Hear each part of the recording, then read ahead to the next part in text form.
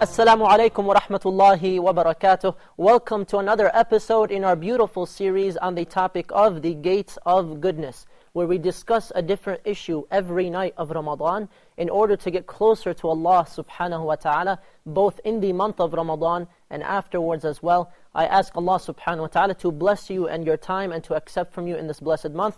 We have with us our beautiful guests today, my dear brother Idris, and my dear brother Abdullah, and my dear brother Ahmed, and my dear brother Muhammad.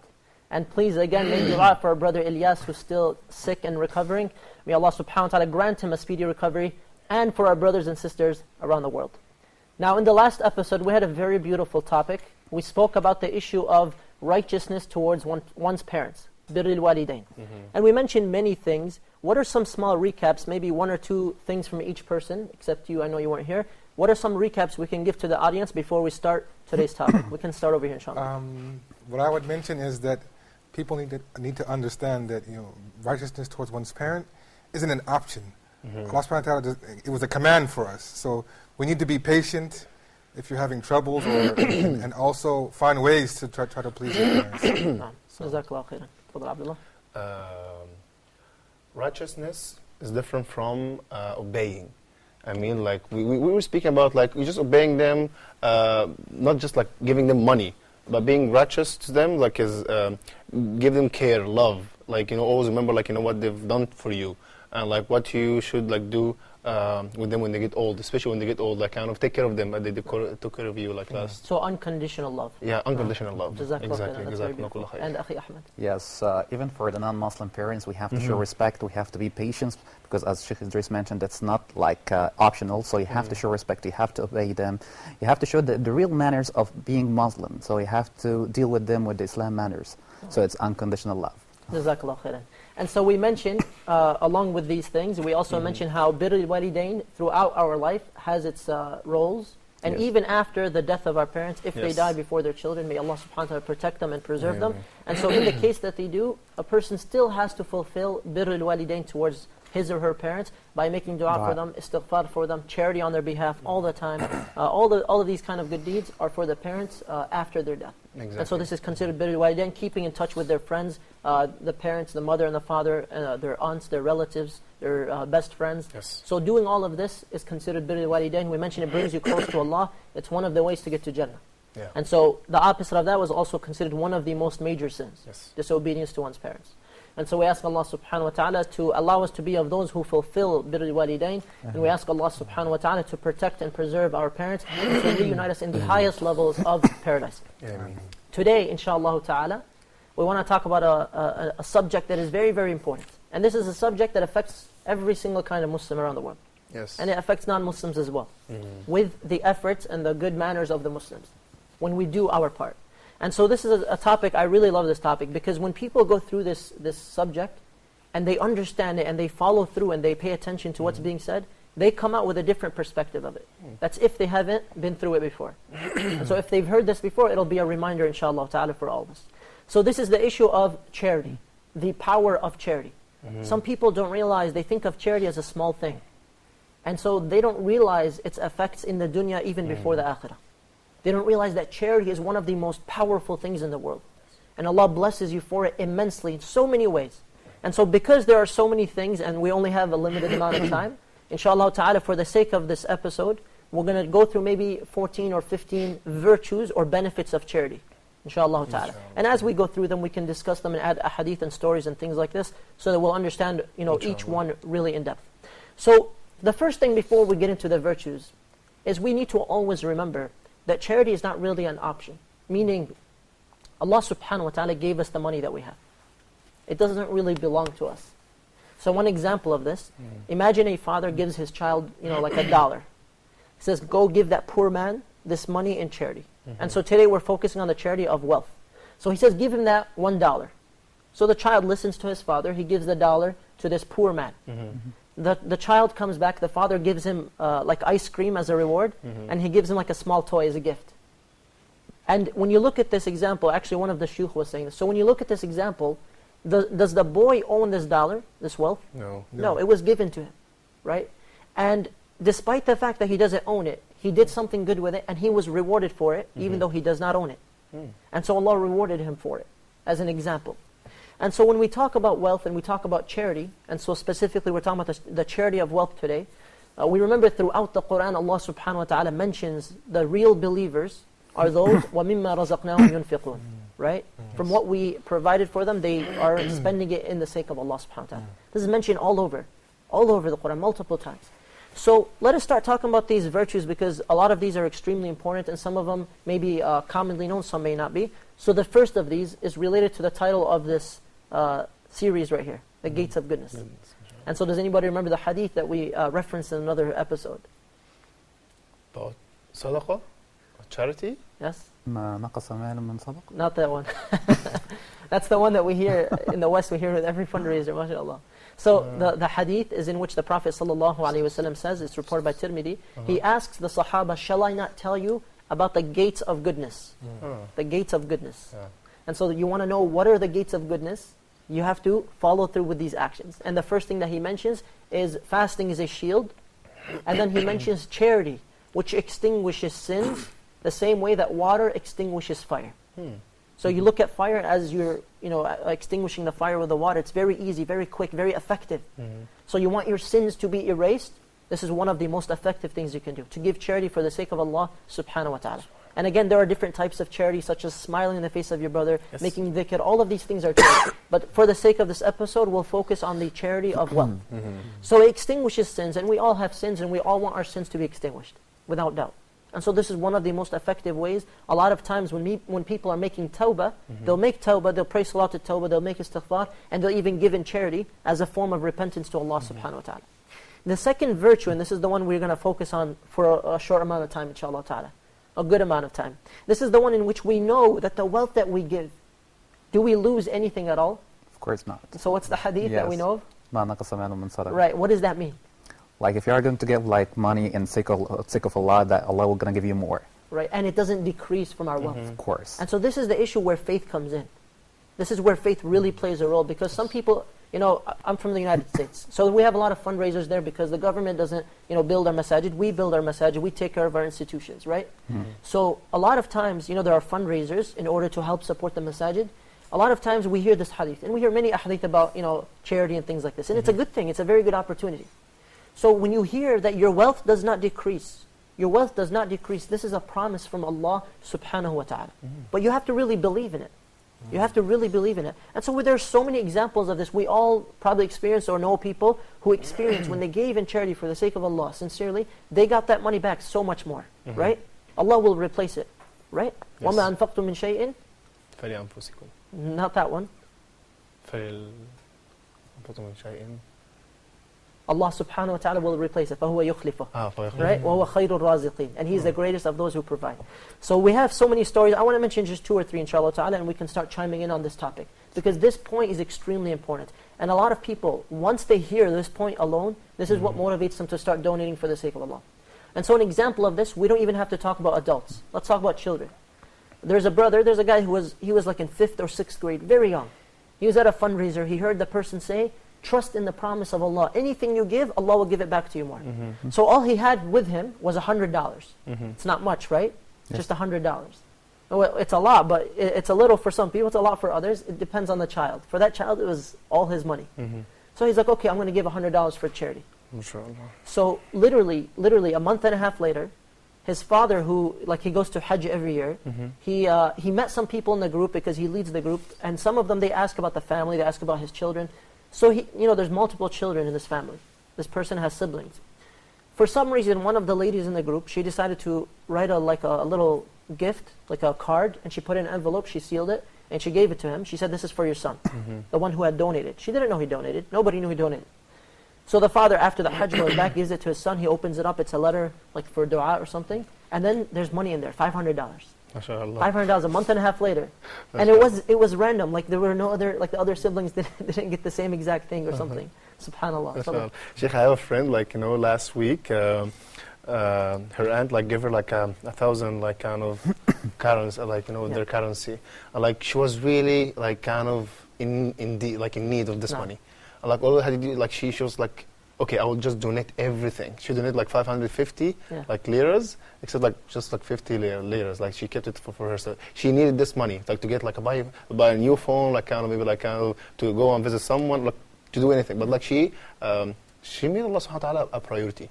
Like, you know what, Sheikh, like Allah subhanahu wa ta'ala like wants us to not to be attached with those like worldly things, like, you know, with money, with like kind of with clothes, with everything. Right. So like you just like give it away to say like, oh, Allah subhanahu wa ta'ala, I love you more than this, which is much more important than this. SubhanAllah. Actually, you know, you reminded me of something one of my best friends said. He's a really good guy. May Allah bless him. He was telling me actually earlier today how he heard in a lecture that somebody, his entire life changed because he heard something like this in a lecture. Just in passing. Basically, he heard that, you know, if you feel like you're defined by the brands that you wear and the things that you have and you're attached to these things, then this is a kind of like arrogance. So the guy ended up giving away everything for the sake of Allah. And then Allah subhanahu wa ta'ala replaced it, and He allowed him to travel to like a program that he wanted to go, like a learning Islamic program. MashaAllah. And he ended up getting funded for it completely after he gave away everything. I will do it. Yeah, brother like Ilyas mentioned something like this. He was like kind of in a big like bankruptcy, like, you know, he was like, you know, in debt at that time, or like he was, I don't know, broke, and he had like this little money, like he just like donated it, and Allah subhanahu wa ta'ala like give him much more money after this. So like, and subhanAllah, there's so many examples of this. People, I know, I mean, I'm going to say this very frankly, if there's anyone who's listening to this, or you watch this later on, and you don't believe in this, you have to believe in this. Because this is something that everyone can attest to. Everyone can attest to. Again, one of my friends, may Allah bless him and his family, he said even when he was younger, sometimes he'd go, all he had is $50, he'll donate it. He comes home and suddenly like his parents had bought him gifts as a surprise. yes. Like it's so, subhanAllah, they're like, here it was, MashaAllah. just a gift. And he ended up getting the money back like a month later. And there's so many examples of this. We have the hadith Qudsi in which Allah subhanahu wa ta'ala says, O son of Adam, spend and I will spend on you. Right? Anfiq, unfiq alayk. I will spend on you. Who is there that is better than Allah to spend on you? To take care of your affairs? Who is there better than Allah to facilitate people to come into your life, to give you multifold than what you had? And that is in every area possible, with wealth, with blessings, with careers, with family. Allah opens the door for you. Spend and Allah will spend on you. And the Muslims, we mentioned, we had an entire episode about at-takaful bayn al-muslimin, right? Helping one another, the Muslims helping one another, and we had examples of charity. And so today we really want to focus on helping one another, especially in the month of Ramadan. Because the Prophet ﷺ was the most generous. And he was the most generous even more in Ramadan. MashaAllah. An important point to add that we have in this specific point is that people must believe in it, as you said. If you don't believe in it from the bottom of your heart, why would it even work for you? Why would Allah even manifest it for you if you don't believe it? Sincerity. And sincerity also comes into play. It has to be for Allah. These are the most important things. And the last thing is, with all the things we've been talking about all month, is patience. Don't give for the sake of Allah and then sit around with your hands open thinking, where's my return? Where's my return? Go along with your life as if nothing happened, and don't worry. It will come. No, I'm glad you brought up this point, because we were going to mention how basically a guy heard this before and he said, I want to try it, tajarub, like I want to try Allah and see if He's going to give it to me. You don't test Allah subhanahu wa ta'ala to see if He's going to give it to you. You donate for His sake because you really want to donate. This is one of the perks of charity, that it just comes with it. That you know you're going to give it for the sake of Allah. And so we have many other virtues, we're going to get to those inshallah ta'ala, in which we want to be patient with our charity. We're not giving it, so we'll go around telling people, hey, I gave it. So we're not showing off with it. Because we know one of the first 3 people in the hellfire on the Day of Judgment is a man who donated just to show off, with no intention to help the people or for the sake of Allah. We also, we don't want to do it with impatience, where we're donating and saying, well, Allah didn't give me anything right away, so I'm going to stop donating. And the third thing, we don't want to donate and then keep reminding people of it. Because we mentioned this is a person who doesn't enter Jannah immediately. They have a punishment in the hereafter, because they're always reminding people of the good things that they did for them. So when you do something for someone or you give charity, just leave it at that. It's for the sake of Allah subhanahu wa ta'ala. And I would like to say that if you are going to be with Allah, if you are going to trade with Allah, trading with Allah will be the winner if you are going to be with Allah. And make sure that if you are going to spend money for the sake of Allah, Allah is going to give it to you more than you imagine. But the reward will not be only money. Maybe the reward in only in your children, siblings, in your work, in your job. So Allah is going to give you the best of the best, as long as you are going to believe Allah is the best for you to trade with Him. And so so the example of getting back your wealth is just one virtue, subhanAllah. And there's so many other virtues, we're going to still be covering them. This is actually still number 2, subhanAllah. That anything you donate will come back for you, multifold. Anything at all you give for the sake of Allah, Allah will replace it. If you don't see it in the dunya, it will come in a different form, or for your children, or in the hereafter, an immense amount of rewards. Fadal. forgot. No, I was saying, like, one of my friends, he always reminded me, like, what you give is what you get. But in this case, like, what you give is, like, kind of, you know, what you get, I'm sorry, what you get is, like, much more, like, better and bigger, like, what you give. And also, like, Sheikh, like, I want to stress on the idea of, like, okay, I want to test Allah subhanahu wa ta'ala, I have only 10 bucks in my pockets, or just, like, donate it, and, like, just, like, sit down, or go back, like, and, you know, relaxing, and, like, wait for the $1,000. No. You donate for sure, if there is someone, like, needs help or something, but at the same time, you do your part. You go, like, search for job, qualify yourself, improve yourself, and all these things. And at the same time, for sure, like, requiring, like, you know, to have a deep faith. It's a faith, like in the first. Jazakallah khairan. You know, there was a show, a live show. One of my friends was doing the show. He's a sheikh in another country. He was asking people basically to help donate for an orphanage. Okay, and then as they were doing the live show, somebody calls in. He says, "I was saving all my money for Hajj, and you know what? I think these orphans need the money more than I do. So he's like, I'm going to give everything that I saved. I think part of it was for a car. He needed a car, and part of it was for Hajj. So he donated all of it. On the same live show, 10 minutes later, a woman calls. She says, because that brother was saving up his wealth, and you know he needs help, and he's going to go to Hajj. She's like, I want to donate half of it. Like, take half of what he was going to donate. It gets better. And then somebody calls by the end of the show. He said, I work for a travel agency company, and I want to give that brother a free Hajj. MashaAllah. SubhanAllah. That's cool. So he ended up getting a free Hajj, and he only donated like half of, SubhanAllah. MashaAllah. And you know, there's so many opportunities for charity and help all around. You know, we don't have to go looking for them, but we should. Sometimes the opportunity comes to you. Somebody says, I need help, or you see a beggar, or an organization comes to you for fundraising. And sometimes you should go look for it yourself. Abu Bakr, as we said, he went to those women's houses. He gave them the wealth. He even told them, don't tell anybody I came. Exactly. So Umar came, he's like, who's been giving you this money? They said, we can't tell you his name. And then he hid, and then he saw Abu Bakr radiallahu anhu. So we try to go find these opportunities. There's a brother, he basically was saving up for something, and then you know, somebody needed help, urgent help. He basically gave him almost everything that he had. And in the same year, Allah subhanahu wa ta'ala decreed for him, he's going to be able to go to Hajj. And so this happens all the time. We see it all the time. And there's so many examples of this. There's so many stories. There's somebody, subhanAllah, he gave $50,000 at a fundraising dinner when I was there. $50,000. And it was amazing, subhanAllah, because he said, this is the most amount I've ever donated, because I didn't know that Allah would replace it. I never heard this before. So he said, wallahi, less than a month and a half, 2 months later, all his profits, they started going up by 30, 40, 50, 60%. He said, I'm now making like hundreds of thousands what I donated. And he's like, I've never stopped donating every single month now. Trading with So Allah. he made it, So as you said, the transactions with Allah, Allah is so generous. There's nothing like it. You can go to your stock market, you can go to your store, you can go to your investments. There's nothing like the return on investment with Allah subhanahu wa ta'ala. So this second point right here, is that anything at all that you give sincerely for the sake of Allah, it will come back multifold. Just believe in it. Even if you need it and you give it to somebody who needs it more, Allah will return it even more, depending on your need of it. And so we ask Allah subhanahu wa ta'ala to allow us to fulfill this second virtue. The third is that when you donate, and it's something that you really like, something that you really love, this allows you to reach the level of righteousness, right? The level of birr. Do we know an ayah that refers to this in the Quran? لن تنالوا البر حتى تنفقوا مما تحبون. MashaAllah. لن تنالوا البر حتى تنفقوا مما تحبون. You will not reach a complete level of righteousness until you give of that which you really love. Yes. For some people, it's easier to give $100. Maybe they're millionaires. For somebody else, all they have is $100. So that $100 might be more rewarding in the sight of Allah than the one who had donated $100, but he's a millionaire. Also, it's because he loves it and that's all that he has.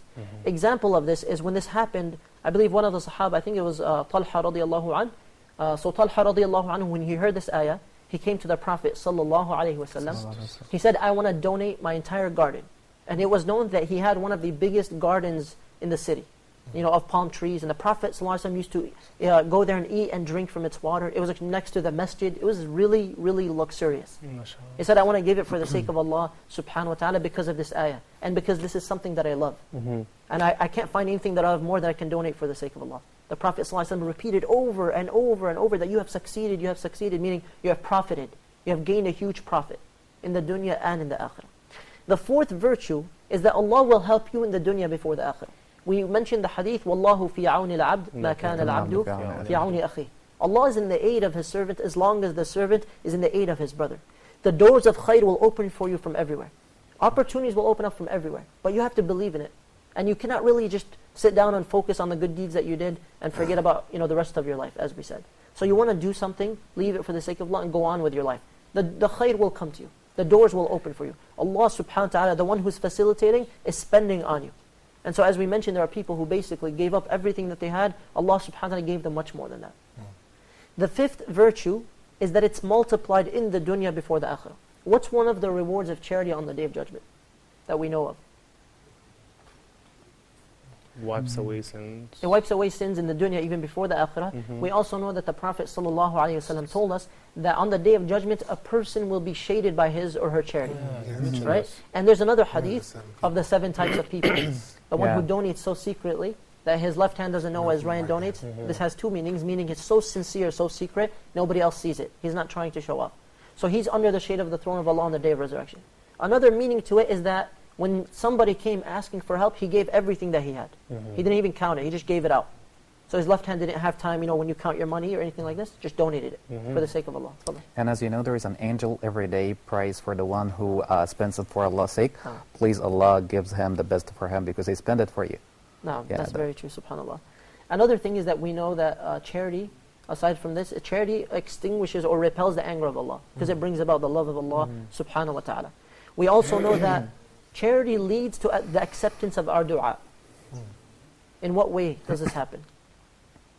And so some of the people, they used to ask this question, can I donate because I want to make a dua, or I have a hajj, like a need, something urgent. Can I donate money so that Allah is more likely to accept my dua? The scholar said yes. This is found in many books of the Tabi'een. Imam Ahmad, one of the Hanbali books, has this. This is known, that you want to do something, and generally any act of worship that is pleasing to Allah will increase the likelihood of your dua being accepted. So some of the scholars, like in one of the Hanbali books it mentioned, all you can do is make the dua, or donate and then make the dua. Donate and then make the dua. So this person donated for the sake of Allah subhanahu wa ta'ala and said, oh Allah, I did this for your sake. So this is considered tawassul, basically intermediary through your good deed. Right? So you're asking Allah on behalf of your good deed. Oh Allah, if you know that I did this sincerely for your sake, then please accept this dua. As we know that as-sadaqa tudfi ghadab ar-Rabb, so if you are going to spend money for the sake of Allah, Allah will be satisfied with us and will be happy with us. That will be like spending money for the sake of Allah. So if we are going to pray for Allah, if we are needy, if we would like to get something in the future, if we are going to pray, if we are going to spend money for Allah's sake, that we are going to get the best for us as like a reward in siblings or brothers or money or profits or whatsoever like Absolutely, subhanAllah.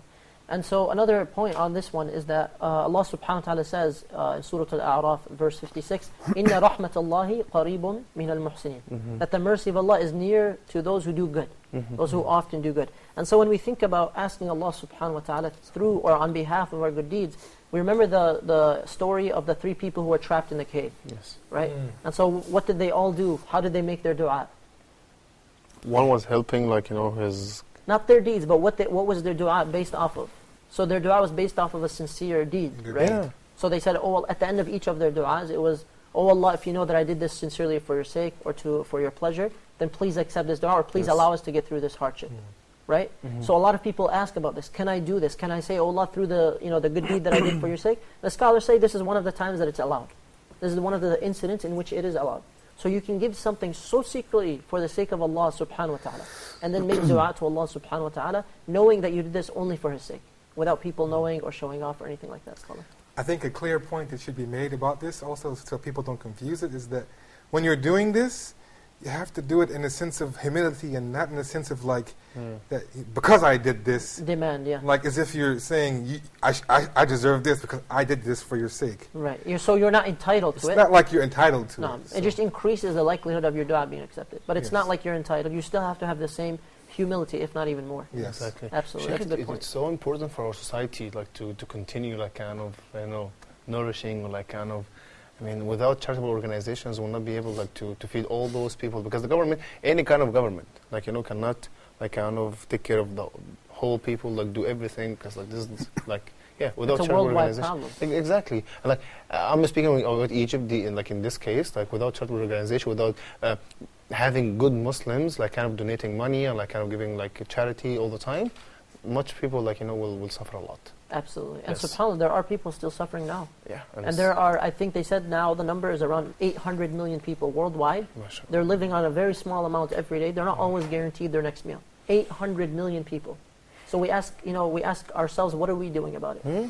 Because we can't, you know what, a lot of governments are not going to help people. A lot of governments are limited to their own politics, a lot of whatever. So what are we going to do? What are the charity organizations going to do? We can still take action. We can still help these people. And there are people suffering in every region of the world. And there are every type of charity organization you can imagine is, it's out there. So there's no excuse for us not to help people. Yes. There's really no excuse for us not to help people. May Allah subhanahu wa ta'ala forgive us for the shortcoming, because, we see people who are starving and suffering and hungry. Some people don't have access to clean water. Some people don't have, simple things, very simple things in the house. Some people are living with like broken down, huts. Some people are homeless. So we really have, a problem worldwide that people need to focus on. And one of the sad things about this is, so one of the scholars said, he was into Islamic finance. He said if every Muslim, only just the Muslims, if they gave their zakah every year, just at 2.5%, nothing more than that. Some people give more in charity every year. Some people give 30, 40% of their entire income. Some people more. So he said if we only gave the zakah every year and not more, if we just gave the zakah every year, there wouldn't be any poor people in the world. The 800 million people wouldn't be poor. As in they wouldn't be in that state. But the problem is we're not doing that. The problem is we're not taking care of the poor around us. The problem is when a poor person comes, we find 10 reasons not to give them money. Right? We say, no, this person's going to go buy drugs with it, they're going to go buy alcohol with it, they're going to go do something bad with it, or this person is, doesn't deserve it, or this person is lying. So we always find reasons not to give. And shaitan wants to give us all these reasons not to donate. And we also start thinking, well, I need this money, I have family, I have this, I have that, I have to go buy this next month. We start thinking about our bills, our finances.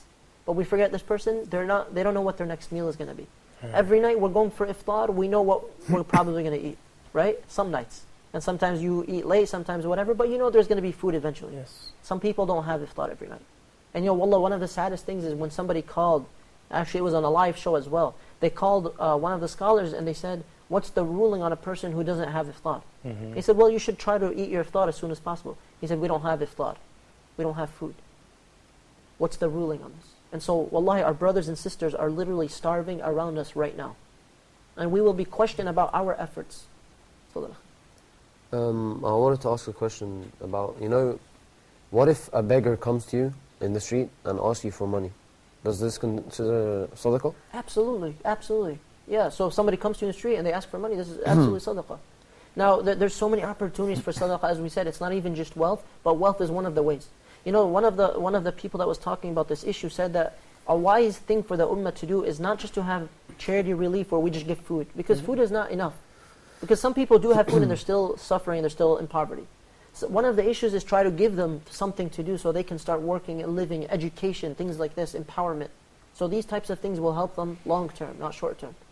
So we're going to go to a Ramadan report, inshallah ta'ala. When we come back, we will continue discussing some of the powerful and important virtues of charity. Stick around, inshallah. We'll be right back. Assalamu alaikum wa rahmatullahi wa barakatuh.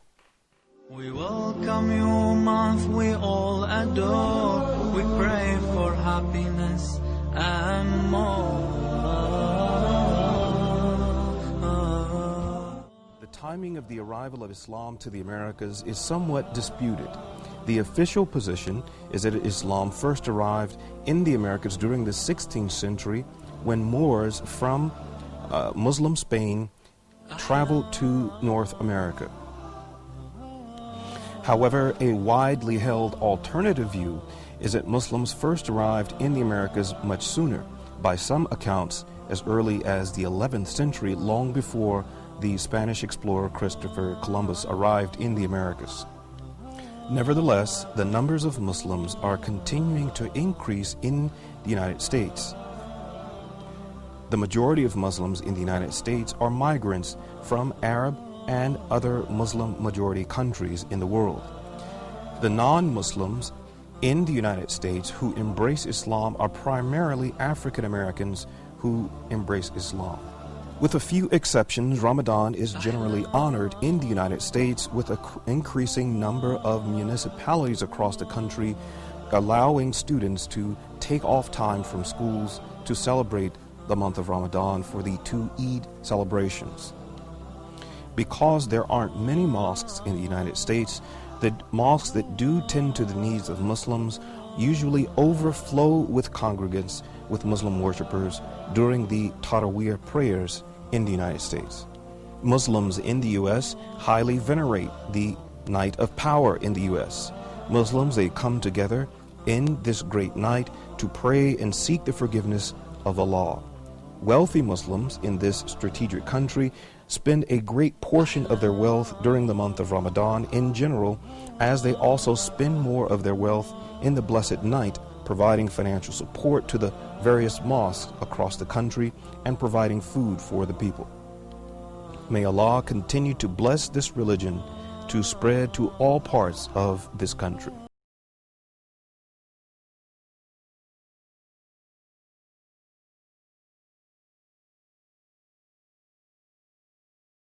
Assalamu alaikum wa rahmatullahi wa barakatuh. Welcome to another part of our series, part of our show on the topic of charity. We ask Allah subhanahu wa ta'ala to bless those who are tuning in. We ask Allah subhanahu wa ta'ala to bless the Muslims all around the world, to accept our deeds in this blessed month, and to forgive us for our sins, and to grant relief to all of those who are suffering. So, before the break, we were discussing the topic of giving in charity leads to the acceptance of our dua. So you want your dua more likely to be accepted, give more in charity for the sake of Allah subhanahu wa ta'ala. And a lot of times people go through different situations in which they have a very urgent situation, a very dire need. So they beg Allah subhanahu wa ta'ala and they try to do a lot of good deeds. One of these good deeds that they increase in is charity. To help others, because you know, if you're helping others, Allah is helping you. You're spending on others, Allah is spending on you. And it doesn't necessarily have to only be financial. Now, so you want your dua to be increased in its likelihood to be accepted, increase your charity. This is just a general statement. Number 8 that we can talk about, this is extremely important as one of the powerful virtues of charity. One of the powerful virtues of charity is that when you do it sincerely for the sake of Allah subhanahu wa ta'ala, it is one of the best, one of the greatest secret deeds that you can do between you and Allah. And nobody else has to know about it. Nobody has to find out about it. And so a lot of people will ask this question, how do I know if I'm sincere? How can I find out if I'm being sincere to Allah with everything that I'm doing? Because a lot of the things that we do, people see them, right? You know, the salah in the masjid, the fasting in Ramadan, people see you breaking your fast. A lot of things, people generally, they see what you're doing. So how do I know that ultimately there's some sincerity, there's something that nobody knows about? Have a secret deed, multiple secret deeds. And so they used to say, Uthman used to say about Umar radiallahu anh, that he was perfect as a Khalifa. But what he did in private was even better than what we saw of him in public. So we should always try to have more in private than what people perceive of us as good in public. Because we don't want to be questioned about that and then ultimately have nothing good, nothing sincere between us and Allah. So again, we mentioned before, one of the greatest secret deeds is Qiyamul Layl. And in this episode we're mentioning another great secret deed between you and Allah is charity. To have a private charity. And in our times, you know, with technology and the internet and things like this, wallahi, it's so easy to go online, find a charity and just pay for something. Find a cause, donate for the cause. Go somewhere without people knowing, give some charity and go back home. Nobody has to know about it. Every time you even travel to another city, another country, or whatever you do, find an opportunity to donate and nobody has to know about it, especially since the people there are not from back home. Exactly. So we always have these opportunities. Now I want to mention a story in which somebody once came to a masjid in my city. A woman came, she said her husband had passed away. But she noticed that a lot of money was going to this mosque every month, but she hadn't known about it. He was donating so secretly that his wife didn't even know what it was. But she said because he did that and he was being so sincere and he passed away, I want to continue this on his behalf. And I believe she even added more on his behalf. So Allah subhanahu wa ta'ala rewards you for that when you have sincerity, when you have ikhlas. My grandfather, may Allah subhanahu wa ta'ala have mercy on him, they found out after he passed away that he was donating and he was building a masjid in another city, a small village. And nobody knew about it. Nobody in the family knew about it. So one of my uncles, may Allah subhanahu wa ta'ala bless him, he saw him in a dream. And he said, basically, I benefited a lot from that masjid that I donated to in that small village. And this is something people didn't know about till after he passed away. So you don't even have to worry about ikhlas at that point. Because you know you did it in your life for the sake of Allah subhanahu wa ta'ala. Yes, can we donate with clothes, with goods? Can we donate with that or just only money? No, absolutely. Of course, sadaqah we can donate in many different ways. Anything that will help someone that we can give that will benefit them is a donation. It doesn't just have to be money. Yeah. And you know, in our times right now with the conflict that's taking place in many regions of the world, we ask Allah to help our brothers and sisters around the world. We have people donating clothes all the time. You know, in my city, just alone in my city, in the United States, there's clothes drives all the time, food drives, canned food drives, all of these things. People are donating so much, mashallah. So much you won't imagine. They fill up all these containers. They work every single weekend and they have all of these getting shipped to people who need them. Clothes and food and things like this. Absolutely. So sadaqah comes in many forms. And one of the forms is clothes, one is money. We have many different options and opportunities, inshallah ta'ala. Another example is basically somebody wants to try to increase their ikhlas and fight riyah. So they don't want to just have a private deed, but they also know that they're showing off with something else. And they want to fight riyah. To fight riyah, showing off, you have to increase your private deeds, the sincere ones. So charity is one of these options. The more you increase in your private charity, where no one knows about it, the more likely you are to have more ikhlas. Because if nobody knows about it, then why are you doing it? And you ask yourself this question, you know ultimately you can only be doing this for the sake of Allah. If nobody knows you're standing in the last part of the night to pray, who are you doing it for? It's only for the sake of Allah. And so these are ways for us to increase our ikhlas, and we ask Allah subhanahu wa ta'ala to grant us sincerity in all things. Number 9 is that, you know, before we go to number 9, tafadhal. Yes, but before we move on, just to reiterate what you're saying on this, there's a hadith that actually talks about, you know, how everyone wants to know, how do I know if I love the Rasul? What are the signs? One of the signs of Iman is charity. There's hadith in Sahih, I think it's Sahih Muslim. No. It says that in the beginning of the hadith, it says cleanliness is half of faith. In the middle of the hadith, it's a long hadith. No. In the middle of the hadith, it says prayer is a light.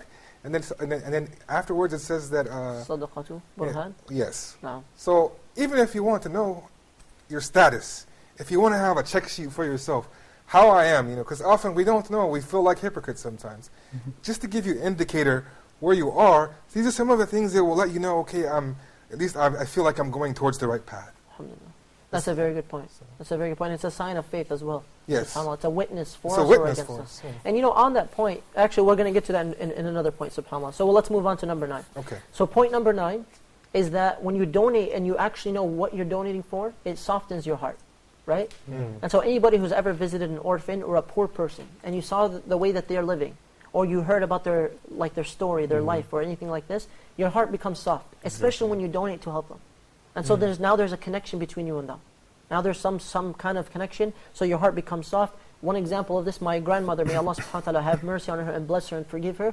Anytime some lady would come to her house, the same lady, anytime she came, she could not turn her away. She just couldn't in her heart. Her heart was so soft, and she said, I couldn't turn her away. She had to give her something every time, even if she barely had anything. She would give her clothes, food, money, anything she could give her. So it really softens our heart. Some people will ask this question, how can I soften my heart, especially in Ramadan, so that the rest of the year it will stay soft? And with something consistent, donation to people who are poor and needy, knowing their situation will help you, especially the orphans and the widows and people who are in dire need. Fadal akhi. Actually, Sheikh, like that happened, like, you know, the Prophet's wife, Aisha, radiallahu anha, like, when a really, like, needy woman, like, came, like, to her house and, like, asked her for like, anything, and she didn't find anything. She just, like, she found, like, only one, one date, and, like, she had no daughter, actually, like, that woman, and she just gave it to her, and, like, she split it between them. Like, she did even, like, give her, like, the last thing she had, which is, like, kind of something, like, so sincere. Aisha radiallahu anha was known, by the way, some people don't realize this, it wasn't just the Prophet ﷺ who went through poverty. His wives went through it as well. And Aisha radiallahu anha was known for her spending on people. She had a nickname. And she had a nickname. So her nickname was, and subhanAllah, this is something a lot of people don't know, it was the mother of fragrance, al-Tib, right? Yes. Because every time she would give for the sake of Allah, she would donate, she would perfume the money. So they asked her, why are you doing this? Why are you making the money smell good? It's going to go to a beggar, they're going to spend it, like what's the point of this? She said, because the money reaches Allah before it even reaches the one that you're donating to. And this is something that was taught to her by Rasulullah sallallahu alaihi wasallam. And it's something my mother taught me, subhanAllah, when I was younger as well. And so this is something that's really, you know, it reaches Allah before it reaches them. Reaches Allah before it reaches them. Some people, unfortunately, that when they donate, they just, like, get, like, the things that they don't need, like, you know, the things that, I mean, like, when you need money, like, okay, wait, okay, take this one is, like, not that, you know, like, new, like this one. You're giving this to Allah subhanahu wa ta'ala.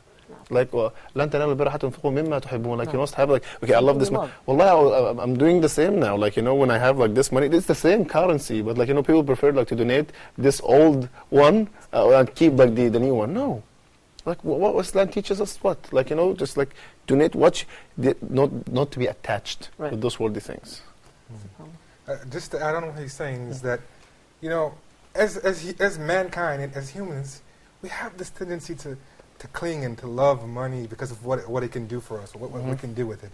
And it's natural. It's just something that we have in us that, Yes. you know, we can't help it. We were, you know, inclined toward this. No, and it's mentioned. So Allah it's mentioned a lot in a lot of No, hadith. in the Quran. in the زُيِّنَ Quran. لِلنَّاسِ حُبُّ الشَّهَوَاتِ.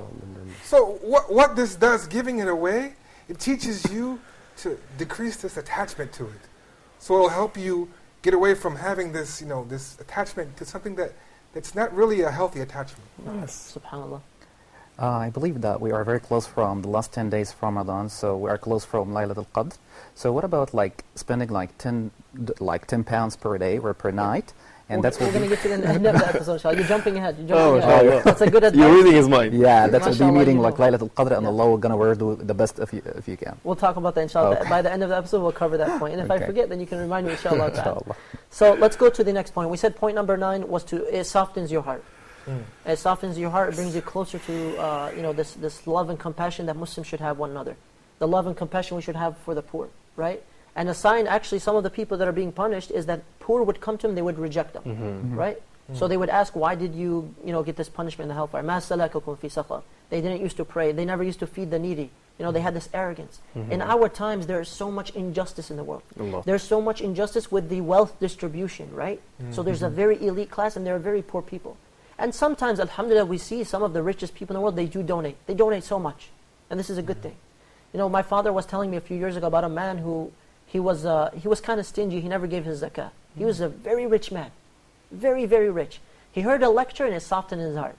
So he said to his treasurer, his accountant, he said, okay, you know what, I want to give zakah this year. Like, how much is my zakah going to be? So the guy goes and calculates it. Later on, he comes back, tells him, this is the amount. He looks at it, he says, no, you know what, never mind, I don't want to. Oh my God. I don't want to donate. It's like it's too much.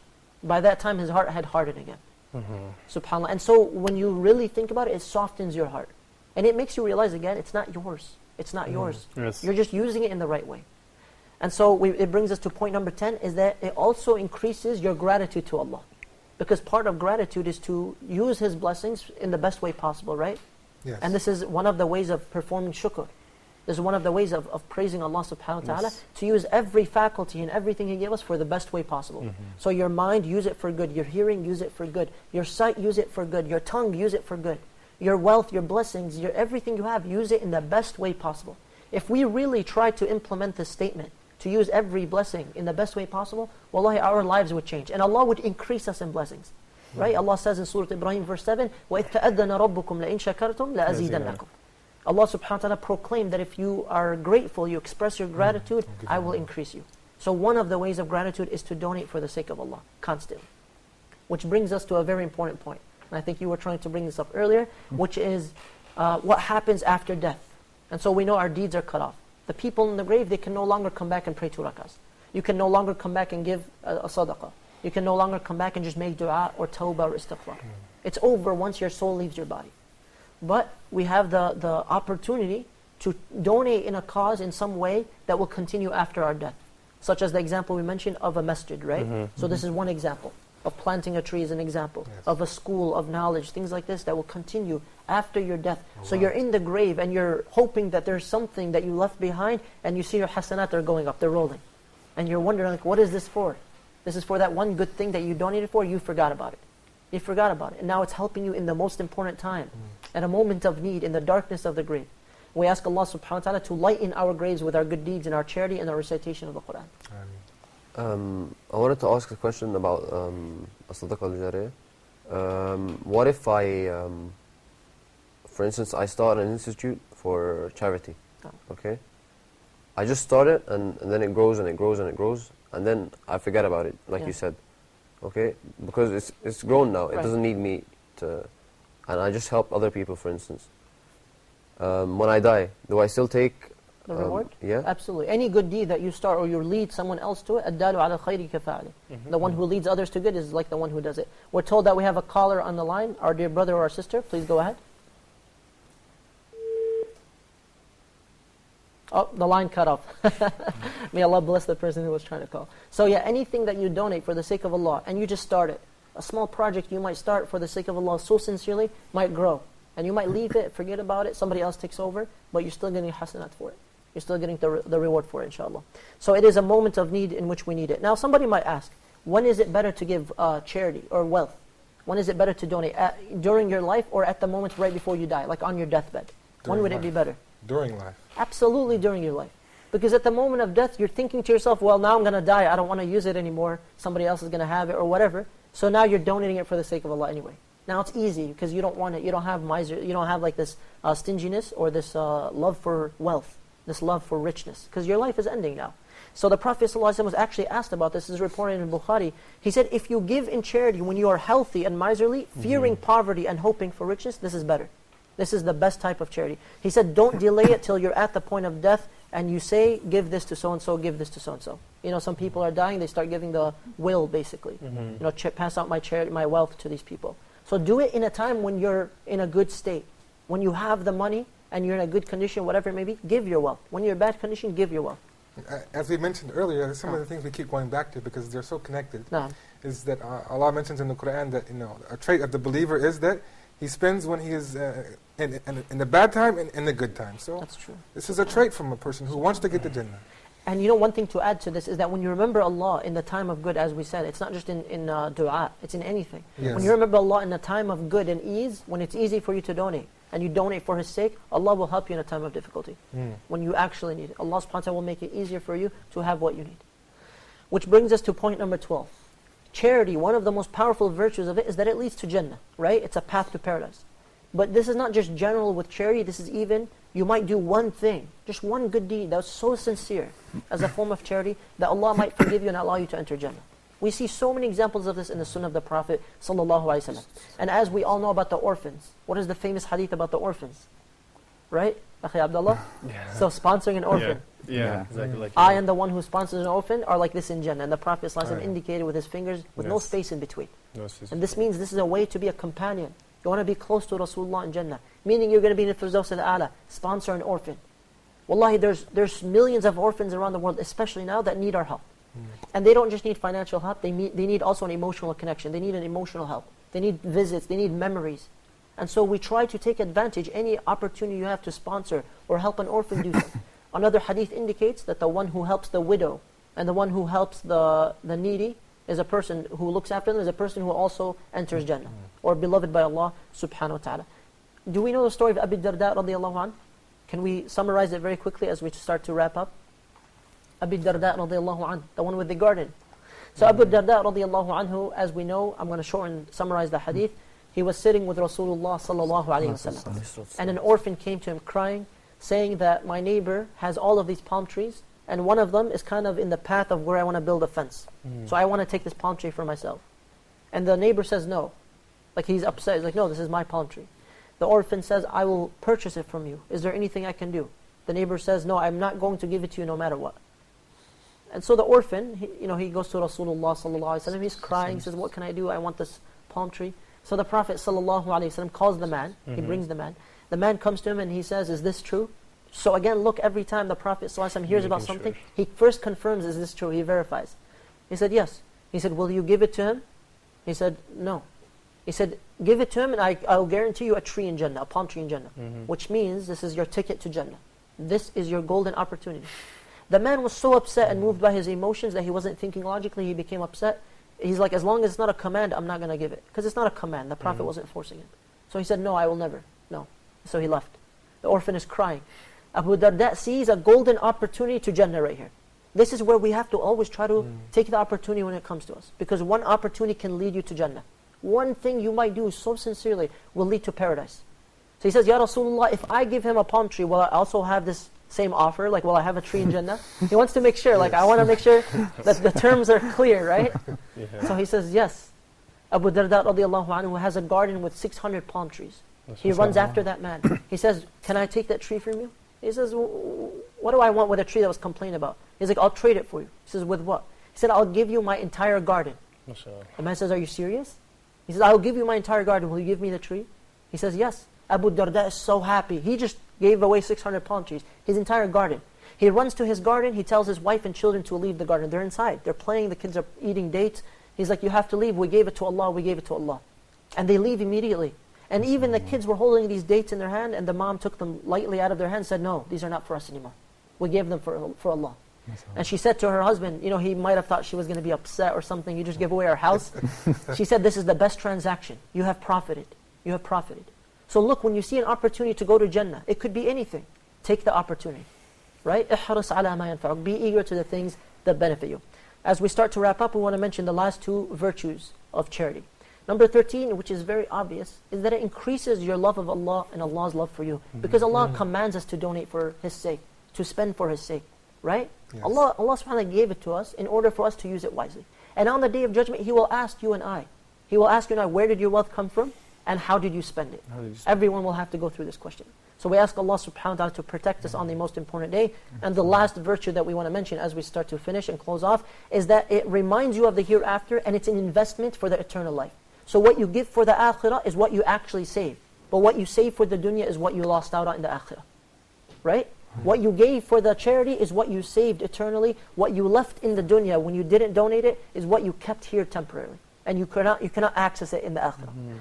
And so we ask Allah subhanahu wa ta'ala to make us of those who are moved when we have opportunities for charity. And we ask Allah subhanahu wa ta'ala to make us of those who strive to find ways to give for His sake. And we ask Allah subhanahu wa ta'ala to bless us in this month and to accept our deeds. We want to leave you with 3 quick action items as a summary, which is have a secret charity between you and Allah subhanahu wa ta'ala. Number 1, secret charity that nobody knows about.